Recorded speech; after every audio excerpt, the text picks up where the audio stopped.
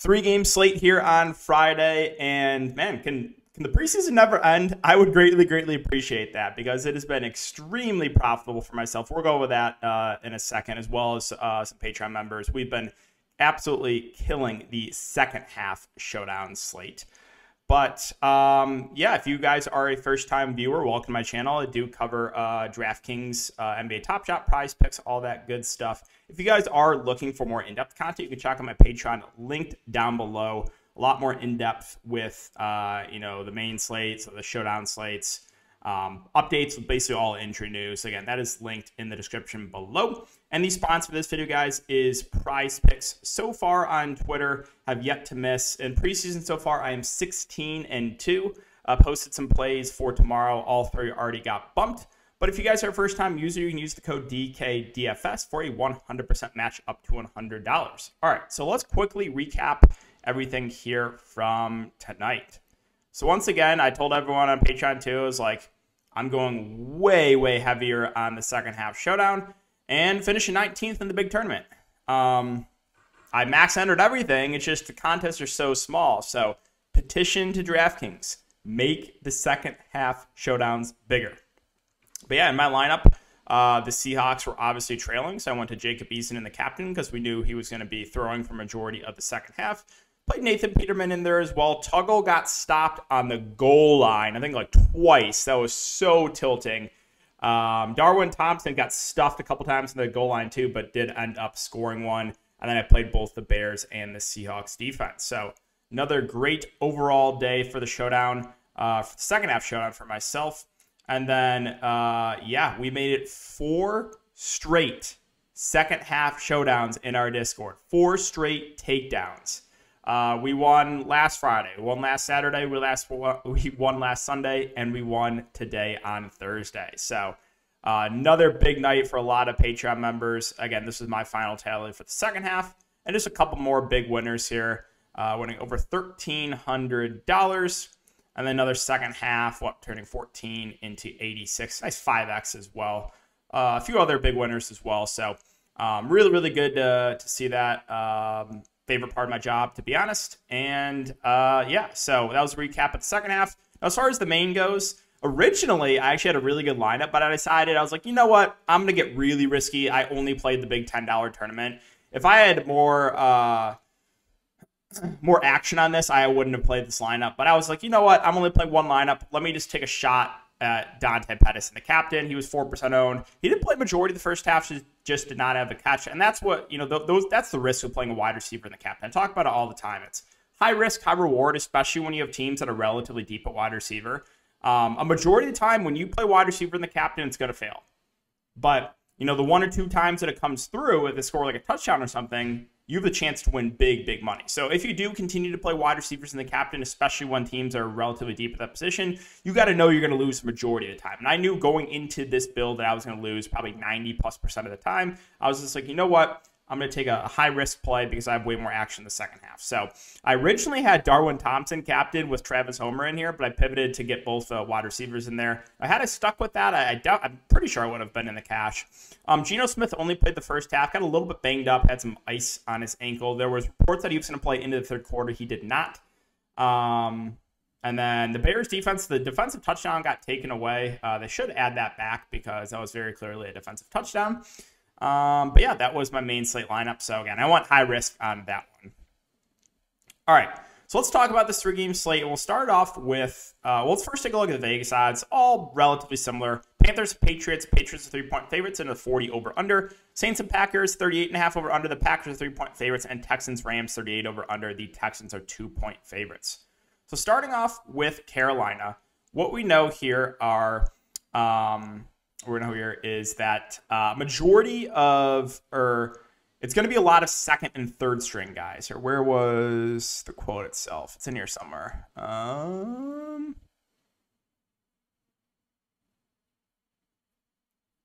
Did I miss this? Hold on. Okay, there it is. Yeah, there's the quote. We're planning on playing most of our 2s and 3s in this game. So you're not going to see most of the starters here for Carolina. So you're not going to see Baker Mayfield, who just got announced starter, most likely. You'll probably see a little bit of Sam Darnold, and then P.J. Walker, Matt Corral should round that out. Both Walker and Matt Corral have rushing upside, but they're definitely not must plays. We'll just go. We'll go team by team. So Carolina at running back again. McCaffrey, I don't expect to play much. If you look at the snap counts last game for Carolina, you did see Spencer Brown played the most. He played 21 snaps.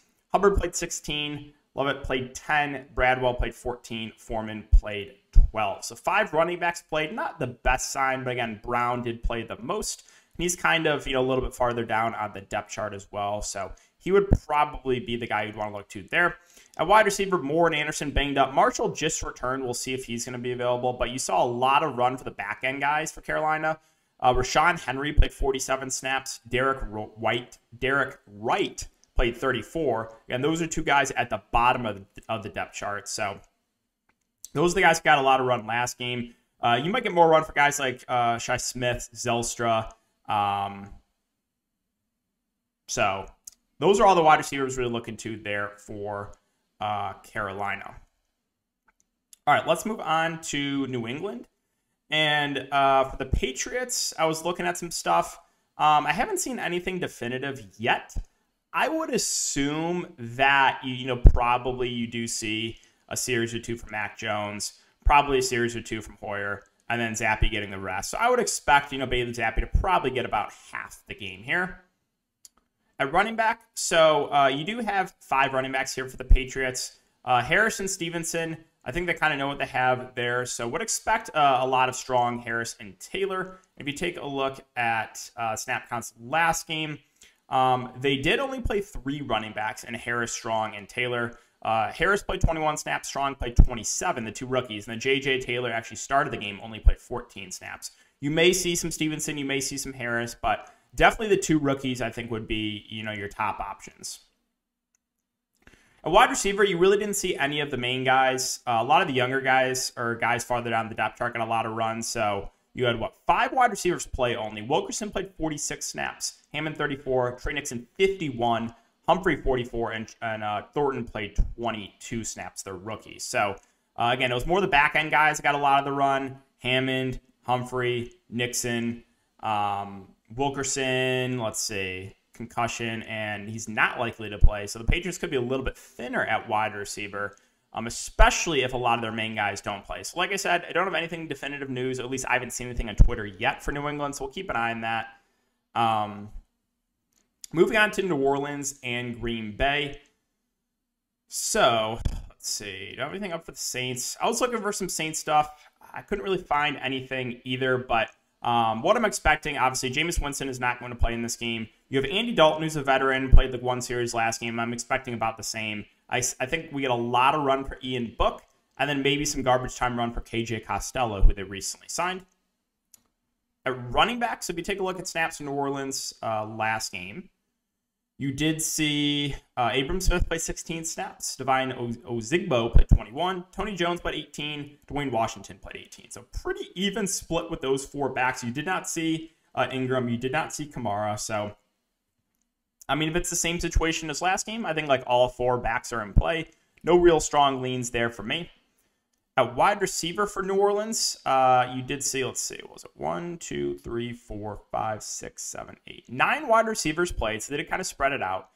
The most amount played was Quan Baker, played 37 snaps. Traquan Smith played 26. So, and Baker is going to be out, suspended. Well, actually, no, that's for the regular season.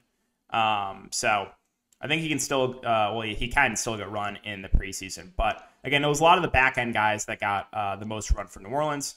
At Green Bay, so what we know with Green Bay is they never play their starters in the preseason. Like they never ever run any of their starters. And we did have some news too for Green Bay. Danny Davis injured with an ankle injury, and then Malik Taylor was waived. And then I was just looking through some articles. Again, I have no indication that you'll see any starters here for Green Bay. So Quarterback should be Jordan Love and Danny Etling. Both have some rushing upside. I would expect the first half for Love and the second half for Etling, unless we hear otherwise. That makes both quarterbacks good options. At the running back position, so I would be pretty surprised if you see Jones or Dillon. I guess it's possible, like one of those guys could see a series, but B.J. Baylor was recently cut, so that leaves 3 running backs only for Green Bay in Taylor, Goodson, and Williams. Goodson saw the most run last game. Here, let me bring it up over on this. Let's see. So Goodson played 29 snaps. B.J. Baylor, who got released, played 14. Dexter Williams only played 9, and Patrick Taylor played 19. So no more B.J. Baylor. That leaves 3 running backs most likely to see a majority of the time. And again, Dexter Williams got signed just before the start of the game last week. So I think you could see a good chunk of Taylor and Goodson. I think both make good options. Goodson probably a little bit safer, a little bit better of the pass catcher. Now, wide receiver, another spot where I think Green Bay will be pretty thin. I don't expect to see any of the starters. So you did see, I think, 6 wide receivers play last game. Yeah, 6 wide receivers played last game, but Danny Davis injured, not going to be available for this game. However, they did recently sign Travis Fulgham from the waivers. Now, I'm not sure if he'll play in this game because he signed, yesterday? But so it's going to be anywhere from 5 to 6 active wide receivers here for Green Bay is what I'm expecting. You saw a lot of targets for Romeo Dubes in the first half, but he only played really the first half 28 snaps. Danny Davis played 24. Amari Rodgers played the most, played 53 snaps, a majority of those in the slot. Juwan Winfrey played 29.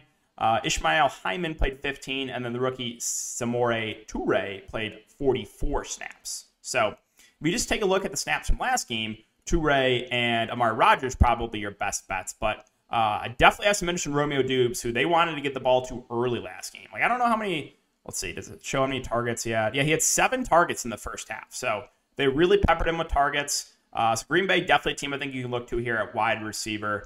And then, yeah, let's move on to Houston and the Rams. So still haven't seen anything definitive for Houston. At least I was looking around at Twitter. I didn't see anything. That's the Rams, so we'll cover in a sec. Davis Mills played a couple series last game. Kyle Allen is out, and you saw the rest of the run for Joel Driscoll, who they did move to quarterback. He's no longer at tight end in DraftKings. So we'll kind of wait and see. But if all 3 quarterbacks play, not going to be a lot that stands out to me at Houston. Now, running back was really interesting. I don't know why, but basically Royce Freeman was just like the bell cow back. So if you take a look at last game, I don't know if that's going to happen again, but you had 4 running backs play. Pierce played 11 snaps. Dare played 3 snaps. Marlon Mack played 8, and then Royce Freeman played 36 snaps. So, it just doesn't make a ton of sense. I know he's far down in the depth chart, but he's like a veteran back. I don't know. It just really weird that he saw that many snaps. Now, if we do get the same snaps as last game, then obviously he's going to stand out as one of the best running back plays in the slate. I'm just not sure if we're going to get those snaps. Again, they do have 4 other running backs. I would assume they try to spread it out a little bit more evenly for this game. So again, the Royce Freeman bell cow last game did kind of surprise me. At wide receiver for Houston, so I think we saw, 7 or 8 wide receivers play? 1, 2, 3, 4, 5, 6, 7, 8. 8 wide receivers play. You did not see Cooks play. You saw a little bit of Nico Collins, who played 7 total snaps. You saw most of the work, though, from the back-end guys. Once again, Weddington played 38 snaps. He is, again, a little bit farther down the depth chart. Let's see, who else got a good amount of run? Chris Moore played 24 snaps. Jalen Camp played 21. Philip Dorsett played 21. So, again, a lot of the guys a little bit farther down in the depth chart there for Houston got a lot of run. Moving on to the Rams. So, and what we know for the Rams is it's going to be a quarterback split this game instead of Bryce Perkins playing the entire game. So we have Wolford playing the first half, Bryce Perkins playing the second half. Obviously, no Matt Stafford. And again, with the Rams, they never, ever play any of their main guys. So half of football for Wolford, half of football for Perkins. I think Perkins is a little bit safer because he has the rushing upside, but both quarterbacks firmly in play. At the running back spot, so I'm expecting 4 running backs to play. So last game, you did see 4 play here for the Rams. You saw Funk play 13 snaps. Calais played 24. Trey Ragas played 10. AJ Rose played 14. So, again, if we go off snaps from last game, Raymond Calais would probably be your safest bet at running back. But, again, I'm expecting 4 wide receivers to play. Now, wide receiver, this is where I am licking my chops. I am ready to attack this. Got just so incredibly unlucky last game from the Rams. Only 10 completions. I had a low-owned Koski, a low-owned Akers. don't get me started. I'm still on full tilt mode from that. The one guy I faded, caught 2 touchdowns. McCutcheon just ready to move on this week. So Cooper Kupp not going to play. Allen Robinson not going to play. Van Jefferson not going to play. Powell's out, not going to play. I would be shocked if Skronik or Atwell play. So we have Lance McCutcheon. JJ Koski got banged up a couple days ago in practice. That was the last update I saw. So he injured his shoulder, but it didn't seem Sean McVay wasn't too concerned about it. So I'm under this. I just don't think he plays, but maybe we'll get some clarity on that before lock. And then we have Landon Akers and Trammell. And that's literally it. And the Rams also run 3 wide receiver sets the entire game. So last game for the Rams, you saw only 4 wide receivers play. McCutcheon played 53 snaps. Trammell played 29. JJ Koski played 43. And Akers played 53 out of 61 snaps. So Akers and McCutcheon basically played the entire game. Koski played over 70% of the snaps. And then Trammell played about half the game. So the Rams are going to be very, very thin at wide receiver, especially if Koski does not play. Now, one thing to keep an eye on here, Jacob Harris. So they have him listed as a tight end here on DraftKings, but he's been mainly working as a wide receiver. He was banged up. However, he did return for their scrimmage a couple days ago, and he did play in that. So we'll monitor that situation. But, yeah, let's see. Do they have it on here as well? I'm just curious. Yeah, so they have Jacob Harris as wide receiver here, but listed as a tight end. Like, I don't know. It's weird. But if you take a look at the Rams depth chart, he was a tight end last year. They try to convert him to wide receiver.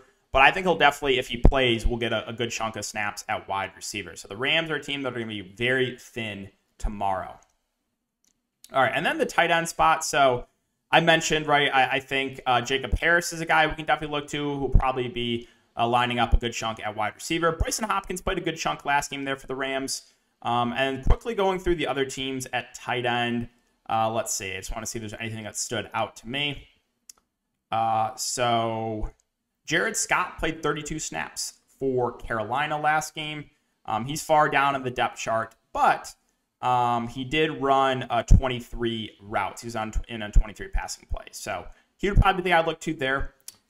For New England at tight end, Matt Sokol basically played. He was the only tight end that played. He played 51 of the 62 snaps. Now, we'll see. Like I said, Patriots, I'm not sure who exactly is going to be available for this game. But if it's the same situation as last game, obviously you can look to Sokol, who basically played the entire game. New Orleans at tight end, not a ton. Back-end guys, J.P. Holtz and Nick Vannett got the most run. Again, they're a little bit farther down in the depth chart. For Green Bay at tight end, you did see, let's see, 4 tight ends play. Sal Cannell just kind of got some garbage time work. DeGuara did play the most. He played 33 snaps. So that's definitely interesting. If he is going to play basically the entire first half again, I think he's certainly someone you could look to. And then finally, Houston, again, we can't play a quarterback in the tight end spot, unfortunately, for tomorrow. But yeah, they kind of spread it out. Seth Green played 23. Brevin Jordan played 20 snaps. Mason Shrek played 23 snaps. So not a whole lot that stands out there. But yeah, I think that's going to wrap it up for today's video, guys. So again, if you have been enjoying the preseason content, just make sure to like, subscribe if you enjoy, getting very close to 12,000, and hit the notification bell just so you know when I upload and do go live. And like I said, if you're interested in the more in-depth content, check out my Patreon linked down below. Appreciate you guys. As always, have a great night, and I'll see you all in the next video.